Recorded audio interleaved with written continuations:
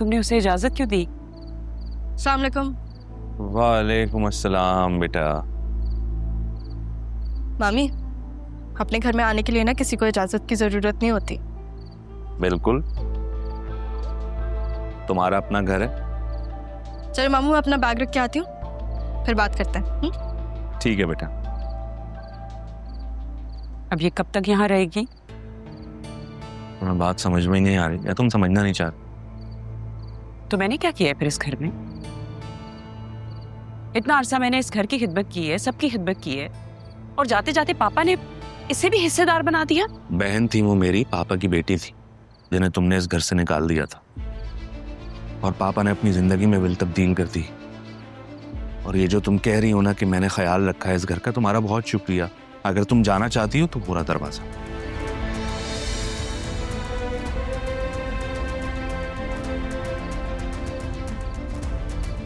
ये मेरी बेटी का भी घर है और मेरा भी घर है। मैं कहीं नहीं जाने वाली। मामू, मैंने बैग अपना लाउंज में ही रख दिया है। वो मेरा कमरा खाली पड़ा हुआ है, तो मैं क्या नाना जान के कमरे में रह लूं?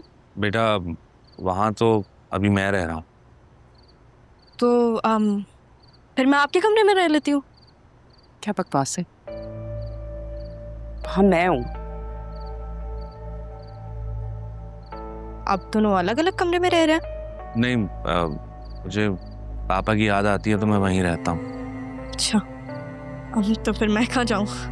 अरे भाई, जहां से आई हो वहीं जाओ ना।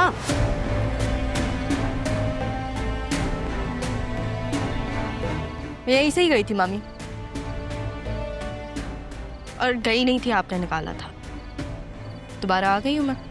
अदी, तुम देख रहे हो ये किस तरह से बात कर रही है? कुछ कहोगे नहीं इसे? मुझसे ज्यादा ये घर रहा का है।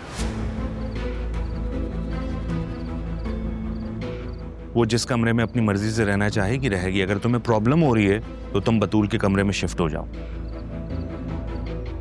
मामी, मुझे पता है, डर लगता था कि मैं सबको खो दूंगी।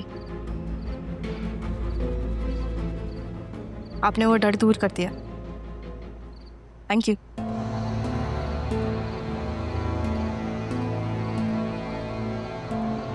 मैं बतूल के कमरे में रह लेती हूँ। अपनी बेटी को तो बर्दाश्त कर लेंगी ना आप, है ना? तुम्हारा सामान स्टोर रूम में है, कल निकाल दूंगी। ठीक है, तब तक एक दिन अपनी बेटी से गुजारा करें। चले मामू। ओके बेटा।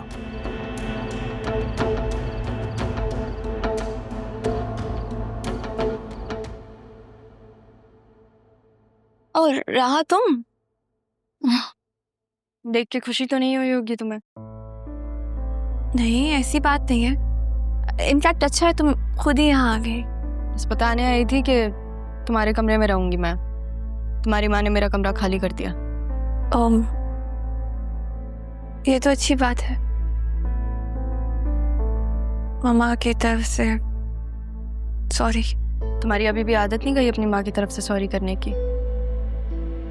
याद रखना बतूल, माफी का सहारा आप हमेशा नहीं ले सकते। हेलो अरमान, कहाँ हो तुम? अच्छा चलो, सही है सही है, तुम आ जाना मुझसे मिलने। मैं तुम्हारा फेवरेट कलर पहनूंगी। हाँ, वही वाला जो तुमने दिलाया था। हाफिज। तुम यहाँ क्या कर रहे हो? हालात ने मजबूर कर दिया बीबी जी। हालात ने मजबूर कर दिया? तुम जैसे लोगों से तो हालात भी तंग होते हैं। और तुम्हें तो पुलिस ने पकड़ लिया था ना? जी, बहुत मारा, फिर भी मैंने आपका नाम नहीं लिया। और तुम जैसे मेरा नाम लेते तो मुझे कोई फर्क पड़ता? ये सब कह के मुझे डराने की कोशिश कर रहे हो? नहीं नहीं बीबी जी, मैं ऐसा सोच भी नहीं सकता। बस खालदा छोड़ गई मुझे, ना घर रहा ना सहारा। मुझे तो बस काम चाहिए बीबी जी, वरना मैं सड़कों पे मार दिया जाऊंगा। वक्त फिर से मजबूर कर रहा है उस फैसले के लिए जो पहले नहीं हुआ, लेकिन अब होगा। ठीक है, आज से तुम अपने आप को काम पे समझो। जो काम मैं कहूंगी उसे सबसे पहले करना होगा। शुक्रिया बीबी जी, जिंदगी ने सब कुछ छीन लिया, कम से कम आपने एक मौका तो दिया। आखिरी मौका है, ये बात याद रखना। ऊपर स्टोर रूम में जाओ, कुछ सामान रखा है, बाहर निकालो उसे। बाद में बताऊंगी उसका क्या करना। जी बीबी।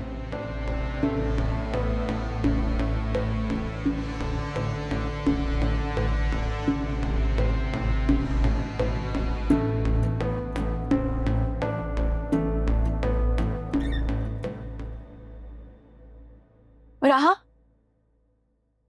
मुझे तुमसे बात करनी थी। हाँ 2 मिनट रुको, मैं करती हूँ तुमसे बात। क्यों? अब बात करने का भी वक्त नहीं है। नहीं बतूल, आर यू रेडी? अरे बहुत अच्छे कपड़े पहने हुए हैं, नाइस चॉइस। थैंक यू, तुम्हारा टेस्ट बहुत जल्दी बदल गया। टेस्ट नहीं, चॉइस कहते हैं इसे। और अरमान की चॉइस तो हमेशा से बहुत अच्छी थी।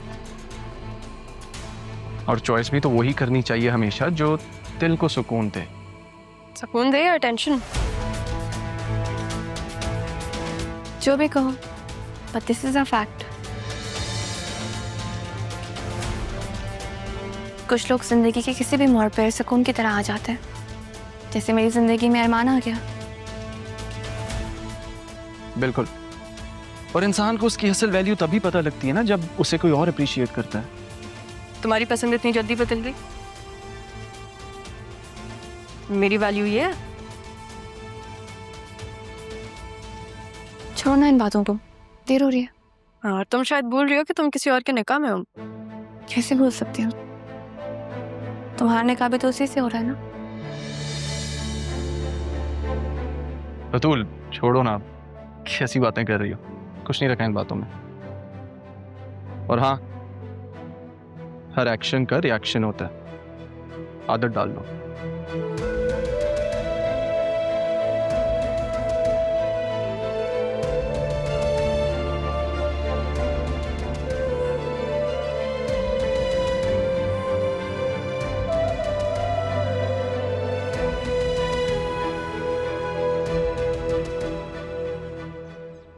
मुझे इतना ज़्यादा नहीं बोलना चाहिए था, ज़्यादा ही कह दिया मैंने। बुराहट हुई होगी।